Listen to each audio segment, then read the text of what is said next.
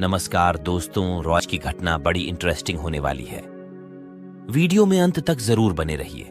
21 अप्रैल साल 1526 का जगह थी हरियाणा का पानीपत का मैदान। दरअसल उस दिन यहां हुए एक युद्ध में उज्बेकिस्तान से आए एक तुर्क शासक जहीरुद्दीन बाबर ने दिल्ली सल्तनत के अंतिम सुल्तान इब्राहिम लोदी को हराकर जीत हासिल कर ली और दिल्ली पर अपना अधिकार कर लिया और भारत में मुगल सल्तनत की नींव रख दी।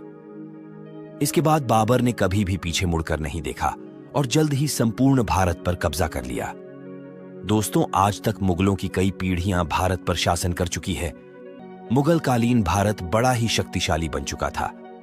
उस समय दुनिया की 1/4 अर्थव्यवस्था पर मुगलों का ही कब्जा था, यानी कि उस समय दुनिया की कोई भी ताकत मुगलों का मुकाबला नहीं कर सकती थी। दिन था 31 दिसंबर साल 1600 का। ब्रिटेन के कुछ व्यापारियों ने ईस्ट इंडिया कंपनी का निर्माण किया। इसका उद्देश्य था भारत में जाकर व्यापार करके लाभ कमाना। इसके बाद वे अंग्रेज व्यापारी कैप्टन हॉकिंग के नेतृत्व में भारत के लिए रवाना हो जाते हैं।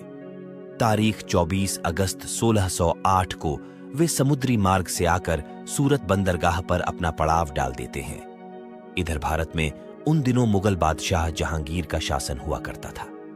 फिर हॉकिंग जहांगीर के दरबार में पहुंचकर बादशाह के सामने घुटनों के बल बैठ जाता है और बादशाह से व्यापार करने की अनुमति मांगता है।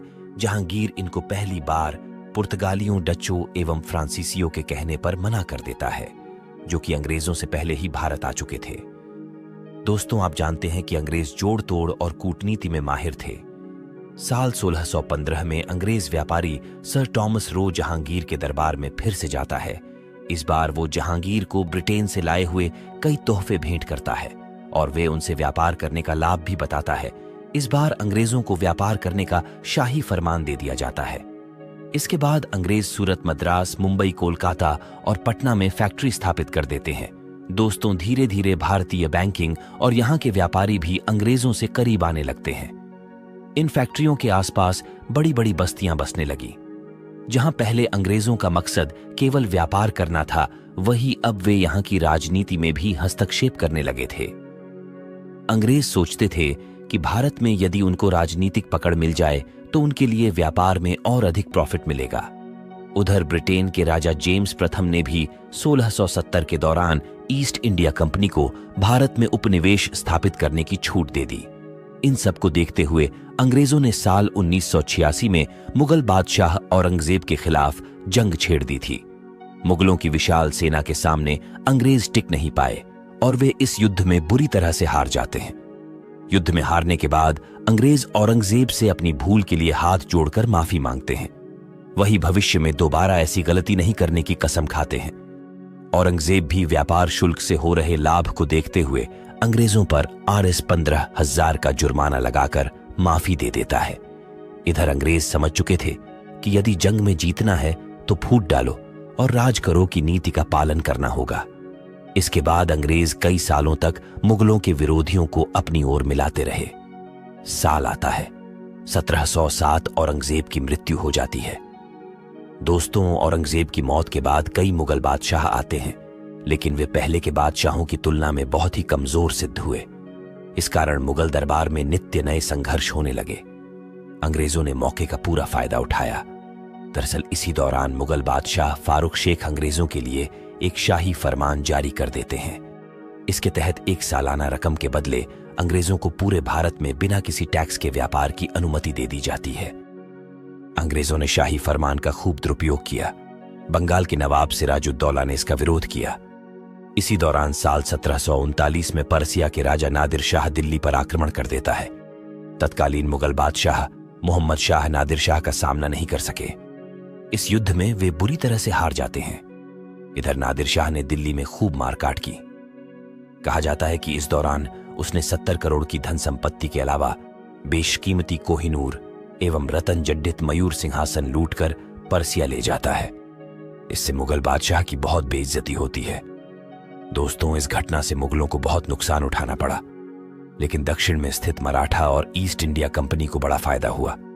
अंग्रेज चाहते थे कि अब वे किसी तरह बंगाल के नवाब सिराजुद्दौला को पराजित करके बंगाल पर अधिकार कर ले। लेकिन दोस्तों, अभी भी अंग्रेज सीधी लड़ाई में नवाब को नहीं हरा सकते थे। उन्होंने फूट डालो और राज करो की नीति का सहारा लिया। अंग्रेजों ने नवाब के सेनापति मीर जाफर से संपर्क किया और उन्हें अपनी तरफ मिला लिया। इसके बाद अंग्रेज साल 1757 की प्लासी की लड़ाई में सिराजुद्दौला को हरा देते हैं। शर्त के अनुसार मीर जाफर को बंगाल का नवाब बना दिया जाता है। इधर दिल्ली की राजगद्दी पर बैठे मुगल बादशाह शाह आलम बड़े चिंतित हुए।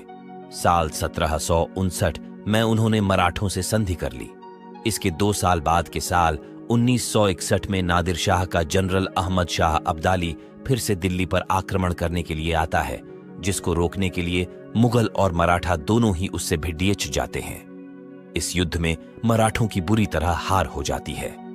इधर अब्दाली में भी इतना साहस नहीं बचा था कि वह फिर से दिल्ली पर कब्जा कर सके। इस युद्ध के बाद अंग्रेजों के लिए सभी दरवाजे खुल जाते हैं, क्योंकि अब उनका मुकाबला करने के लिए कोई भी बड़ी ताकत नहीं बची थी। ईस्ट इंडिया कंपनी इसी तलाश में थी। अंग्रेज इस मौके का पूरा फायदा उठाते हैं। दिन था 22 अक्टूबर 1764 का जगह थी।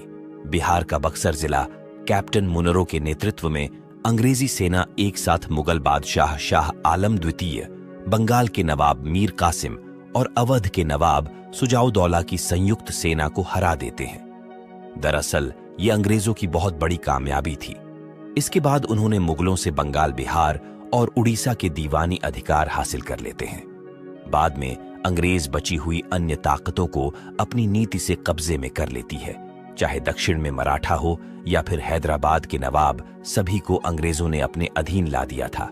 उधर मैसूर के शासक टीपू सुल्तान अकेले ही अपने दम पर अंग्रेजों से मुकाबला करते हुए साल 1799 में वीरता को प्राप्त हो जाते हैं। अब भारत में ऐसी कोई ताकत नहीं बची थी जिससे अंग्रेजों को भय हो। वे भारत में खूब लूटपाट करते और व्यापार के बहाने यहाँ के अपार धन दौलत को ब्रिटेन भेज दिया करते। उन्होंने भारत का खूब शोषण किया। यहाँ की भोली भाली जनता पर भी अत्याचार किए। जनता अंग्रेजी नीतियों से तंग आ चुकी थी।